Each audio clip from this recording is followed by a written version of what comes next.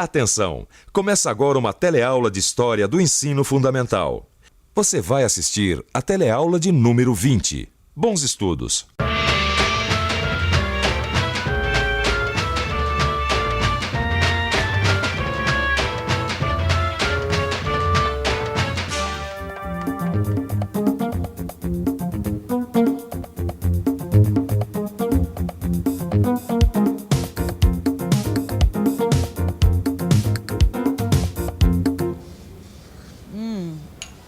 Às vezes a gente nem percebe, mas muito dos nossos hábitos tem a ver com a história do nosso país.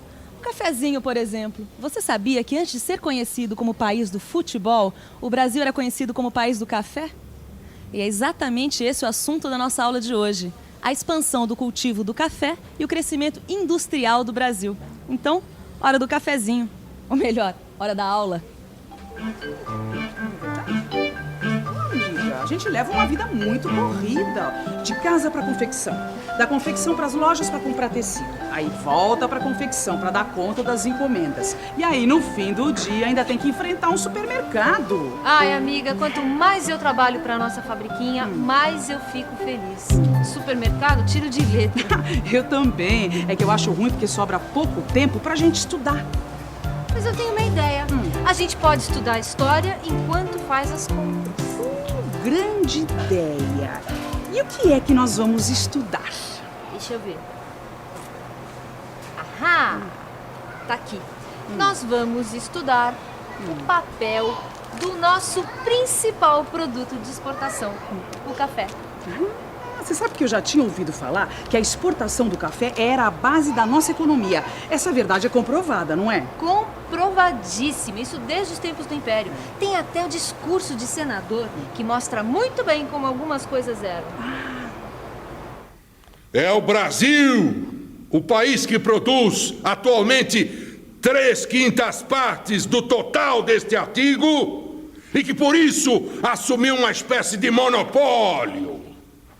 E a produção de qualquer mercadoria sob tais condições faz pesar a imposição sobre o consumidor, que tem que se sujeitar aos preços dos mercados produtores.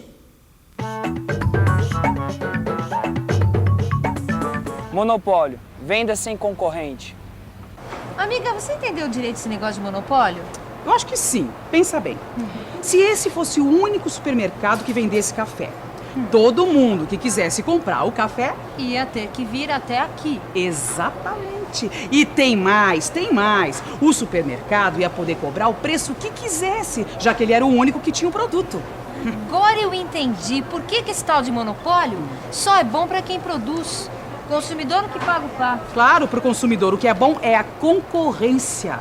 Mas escuta, se naquela época o Brasil tinha o monopólio do café, quem é que levava vantagem com isso?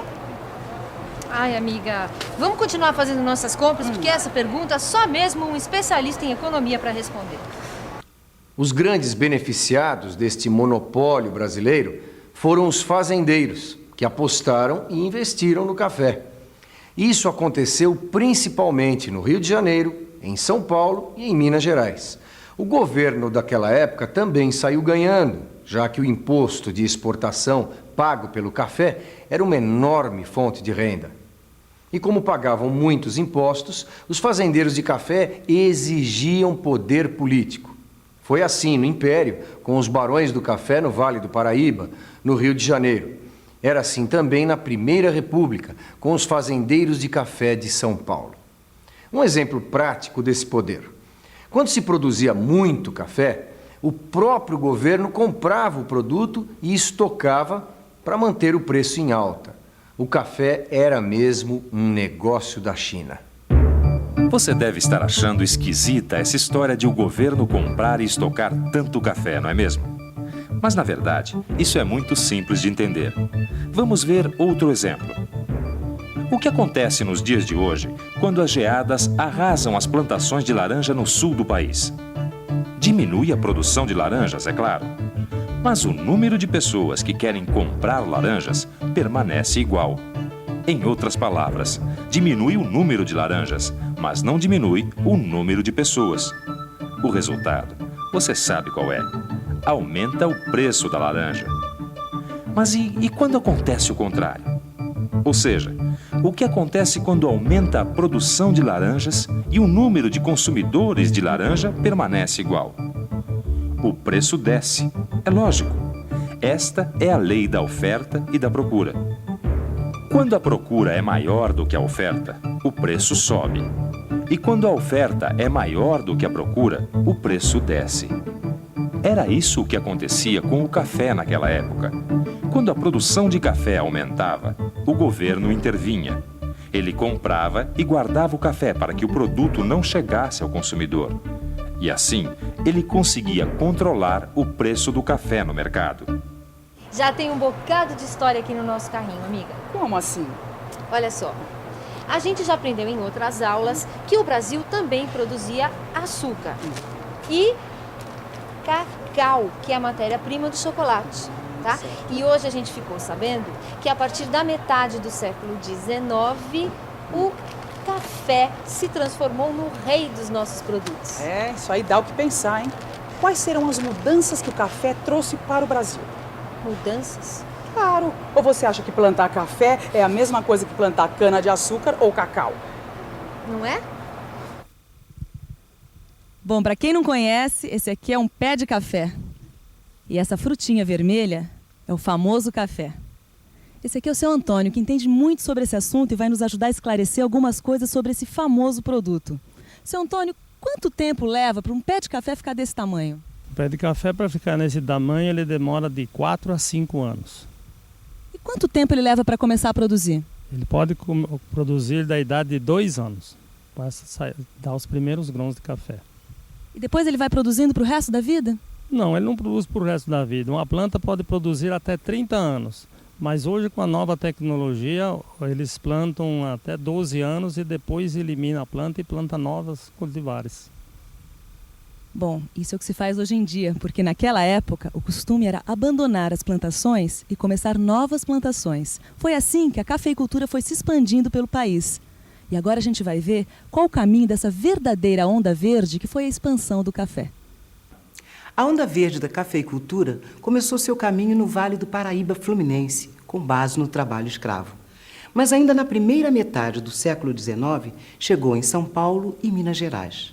A partir de 1870, com a construção das ferrovias, a onda verde se expandiu rapidamente na direção oeste.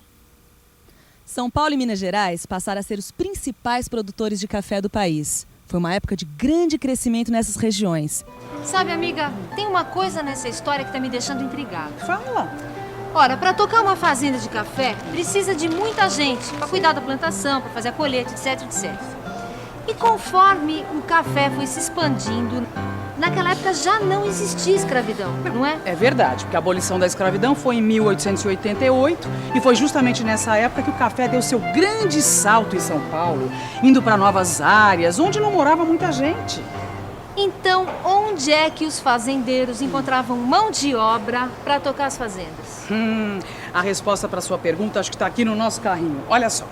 Macarrão, pizza, calabresa, tudo de origem italiana. Mas o que a Itália tem a ver com isso tudo? Mas guarda, Bela, o problema da mão de obra foi resolvido com a vinda dos imigrantes, principalmente os italianos. Meus avós saíram da Itália para a lavoura aqui do café. E depois ainda vieram os japoneses. Mamma mia! Bom, em 1908 chegaram os primeiros japoneses aqui no Brasil. Em 18 de junho aportaram os 791 primeiros imigrantes japoneses que vieram especificamente para trabalhar nas lavouras de café. Quem eram esses imigrantes? Eram camponeses que haviam perdido suas terras ou não podiam mais pagar os impostos. Eram funcionários públicos que trabalhavam nas cidades, eram pessoas que não tinham uma mão de obra especializada e que, portanto, estavam um pouco excluídos do processo de industrialização que ocorria então no Japão. A propaganda, evidentemente, dava conta de uma situação muito boa, de uma possibilidade de fazer fortuna muito fácil. E essa, sem dúvida nenhuma, foi a grande e principal motivação da partida deste grupo de imigrantes. É claro que, chegando aqui, eles perceberam que a realidade era muito diferente. As fazendas eram um cenário hostil para eles, os costumes muito diferentes, enfim, a adaptação foi realmente muito difícil. Na verdade, quando eu tomo um cafezinho, não é sempre, evidentemente, que eu penso nas dificuldades que eles sofreram e tudo, mas é bom saber que este produto tem uma história tão grande e envolve os meus antepassados. Isso é muito bonito. A gente podia comprar polvilho, um queijo meia cura, fazer pão de queijo para tomar com cafezinho. Ótima ideia, amiga.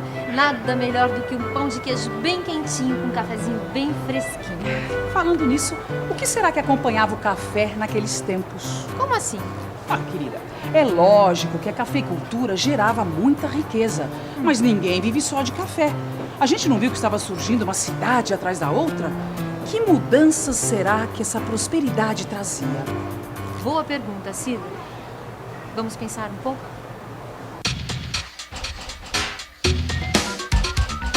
Vamos pensar um pouco. Vamos pensar um pouco. Não é difícil imaginar que a prosperidade daquela época estava ligada principalmente ao café. Mas é como disse nossa amiga, ninguém vive só de café. As cidades começaram a crescer e precisavam de energia elétrica, bondes, sistema de água e esgoto, bancos e, é claro, de comércio. Mas, por outro lado, o Brasil daquela época era rural e produzia basicamente matérias-primas. Se quisesse alguma coisa industrializada, por exemplo, tinha que importar. A não ser que a indústria brasileira começasse a dar conta do recado, ou pelo menos tentar. Com a riqueza gerada pelo café, é bem possível. Será que é isso mesmo? Se você tivesse dinheiro sobrando, onde investiria? No meu apartamento que tem construção. Na bolsa? Viajar, passear bastante. Na vida. No começo do século, os fazendeiros de café tinham muito dinheiro sobrando e a atividade industrial era um excelente negócio, já que nessa época o Brasil importava praticamente de tudo. Então foi com o dinheiro do café que a indústria brasileira deu seu primeiro salto de crescimento. As primeiras grandes indústrias do Brasil produziam principalmente bens de consumo imediato. Por exemplo, as fábricas de tecidos e de cerveja. Algumas delas existem até hoje. Além das grandes indústrias, surgiam cada vez mais pequenas fábricas e manufaturas, especialmente no ramo do vestuário, com as fábricas de chapéu e sapatos. Tá tudo aqui? Tá. Ótimo. Agora, depois de uma aula de história, nada mais gostoso do que um cafezinho bem quentinho com pão de queijo bem fresquinho. Que tal? Na minha casa ou na sua? Pode ser na minha. Eu sei que você também tá morrendo de vontade de tomar um cafezinho, mas agora o importante é não esquecer o que a gente aprendeu hoje, tá bom? Fique de olho na revisão. Tchau. Tchau e até a próxima aula.